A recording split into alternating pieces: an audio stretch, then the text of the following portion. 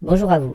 Je voulais vous faire écouter des morceaux de l'interview avec la personne du premier témoignage que j'avais coupé lors du premier montage pour que ce soit plus digeste.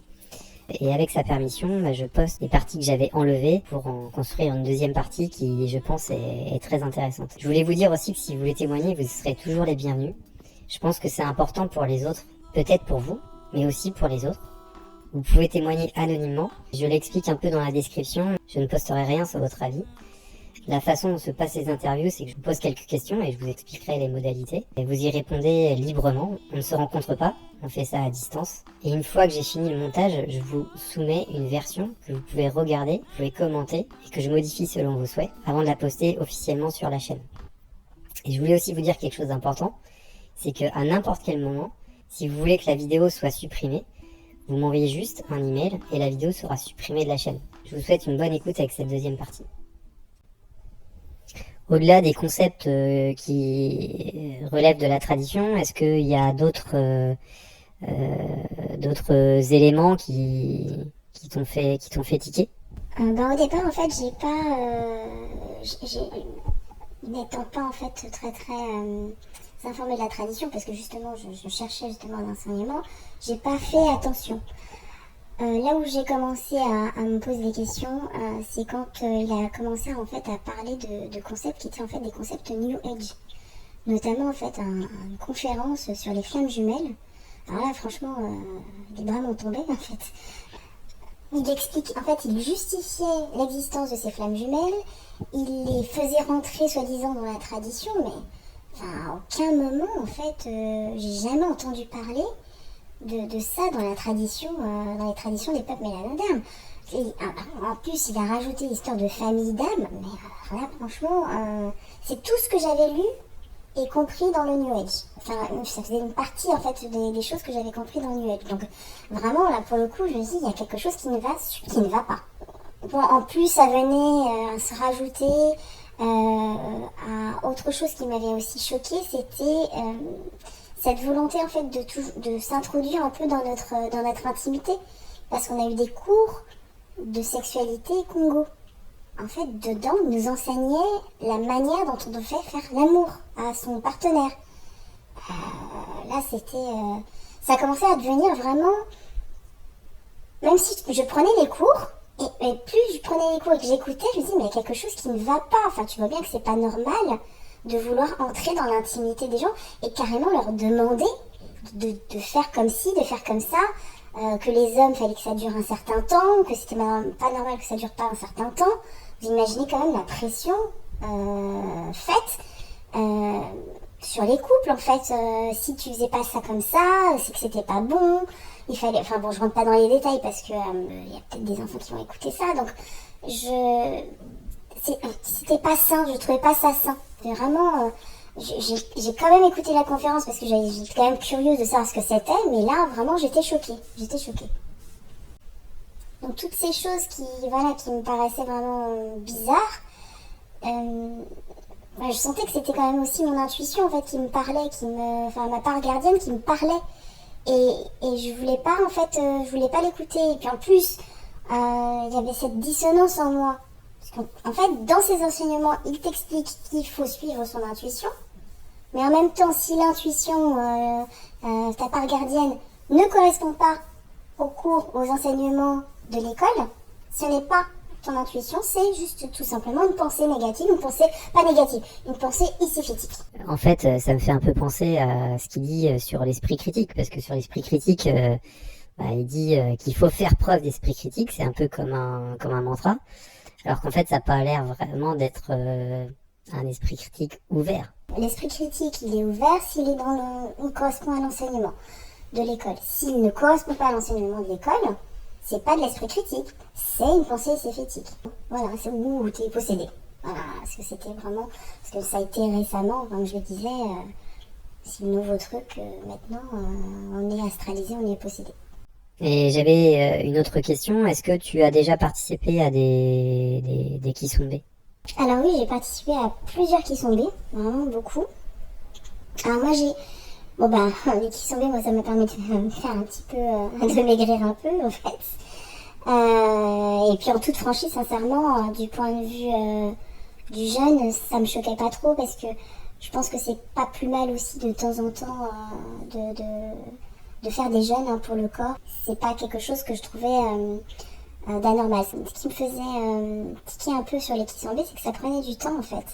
Notamment pour le Kissambe de 12 jours, il est préférable, et il le dit en plus, de prendre des jours de congé pour pouvoir le faire parce que bon, en gros, vous êtes quand même fatigué hein, toute la journée, donc du coup, en fait, vous prenez des jours de congé. C'est-à-dire que soit, quand vous êtes salarié, vous prenez des jours de congé, donc vous en avez un peu moins pour votre famille, voilà. Et puis si vous êtes entrepreneur, ça vous fait des revenus en moins, hein, puisque vous êtes obligé d'arrêter votre activité pendant Kissambe. Bon, et puis, très sincèrement, moi, les Kissambe, surtout ceux de 12 jours, où en fait on demande chaque mois, on programme chaque mois, il s'est rien passé en fait. Tout ce que j'ai pu demander, mais il s'est strictement rien passé. Tous les projets que j'ai demandé, il n'y a rien qui s'est fait, absolument rien. Parce que pour expliquer à tout le monde, en fait, pendant le Kissambe de fin d'année, tu te projettes sur chaque mois pour dire ce que tu souhaites et ce que tu aimerais que la source t'apporte, si c'est bien ça. Oui, c'est exactement ça. En fait, on programme chaque mois. Et en fait, ça me fait penser un peu à la religion, où en fait, on prie, et puis il n'y a rien qui va, parce qu'en fait, il faut agir nous-mêmes, en fait. On a déjà en nous tout ce qu'il y a à faire. Toutes les choses que j'ai réussi à faire moi, c'est parce que j'ai pris la décision de le faire de manière réfléchie, et ensuite la source, elle suit. En fait, c'est un peu comme la loi de l'attraction ou la pensée positive qu'on peut entendre dans d'autres mouvements. Bon, entre nous, c'est vrai que quand on est positif, on dégage une énergie positive et forcément, les gens sont mieux avec nous et c'est quand même, ça nous apporte des choses.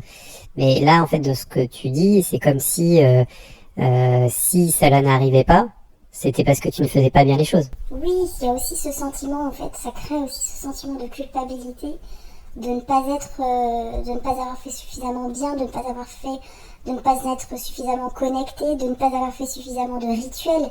Donc même chose, ça prend énormément de temps et d'énergie, et cette énergie, en fait, on pourrait l'utiliser à faire autre chose. Oui, et puis ce sentiment de culpabilité, en plus, on l'a lorsqu'on ne fait pas. Imaginons qu'on n'a ni le temps ni l'argent, qu'on n'a pas eu le temps ni l'argent nécessaire pour pouvoir faire les Kissambe ou les RIC, et les RIC. En fait, on a tout de suite des kaboulas qui sont après. Et dans les kaboulas, vous avez les personnes qui viennent et qui racontent ce qui s'est passé, que c'était formidable. Elles racontent tout ce qu'elles ont ressenti. Et après, vous vous sentez coupable de ne pas l'avoir fait, de ne pas y être, parce que vous avez l'impression d'être passé à côté de quelque chose d'important et qui aurait peut-être, soi-disant, changé votre vie en fait. Et j'en avais assez de ce sentiment de culpabilité en fait. Oui, ils le font, mais moi j'ai pas forcément tout le temps, j'ai pas forcément tout l'argent pour pouvoir le faire. Et je suis persuadée que je suis pas la seule. Et d'ailleurs, puisque tu parles de kaboula, est-ce que toi tu en faisais et qu'est-ce que tu en pensais? Oui, moi j'en faisais des kaboulas, mais en fait, ce sont des témoignages hein, pour les personnes qui savent pas ce que c'est. Mais ce qui me choquait avec les kaboulas, c'était de me rendre compte, surtout dans les vidéos, qu'en fait, à part une poignée d'entre eux, que ce soit les Nga ou les Pangui, je répète, à part une poignée d'entre eux, tout le monde répétait exactement mot pour mot ce que le fondateur disait.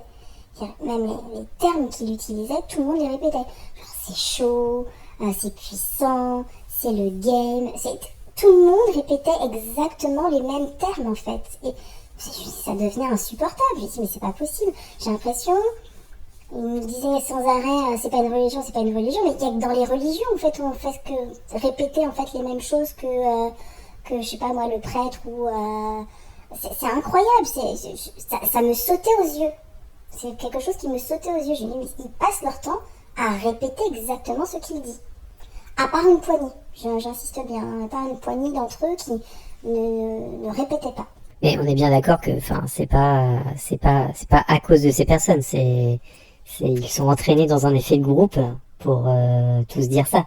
Oui, c'est exactement ça. C'est ce que j'expliquais au début, c'est ce phénomène d'emprise mentale en fait.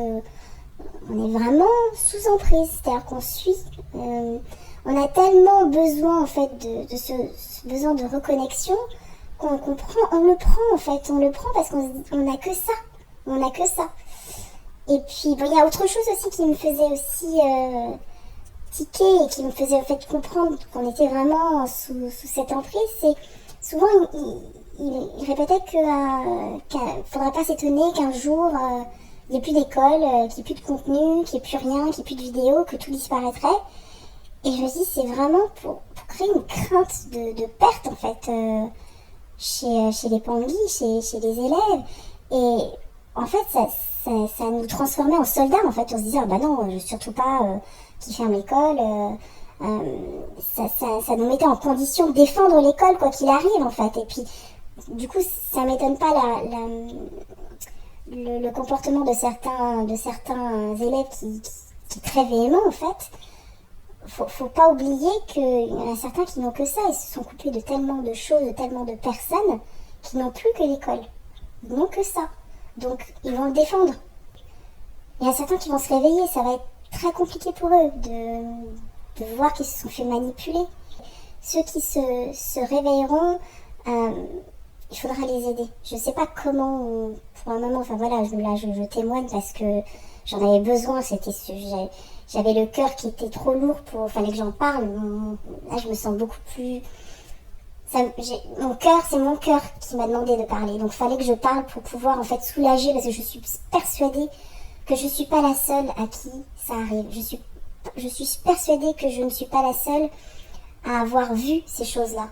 Et il est temps, en fait, de le communiquer. Faut arrêter d'être dans la peur. Enfin, cette peur qu'il crée, en réalité, c'est nous qui le donnons. Je me suis rendu compte, en fait, du point de vue de mes expériences moi-même professionnelles, que la plupart du temps, quand on a peur de quelque chose, c'est parce qu'on donne notre énergie, notre pouvoir à une autre personne. À partir du moment où on se recentre sur nous, on se recentre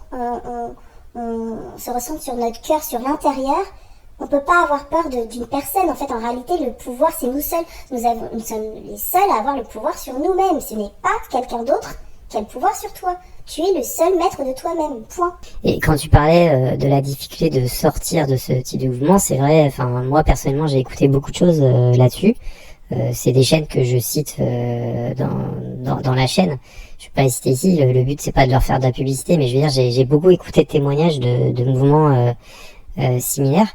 Et je me rappelle même d'avoir écouté... le réveil est dur déjà pour ceux qui sont dedans, mais je me rappelle aussi que le réveil est encore plus dur pour ceux qui y ont participé activement.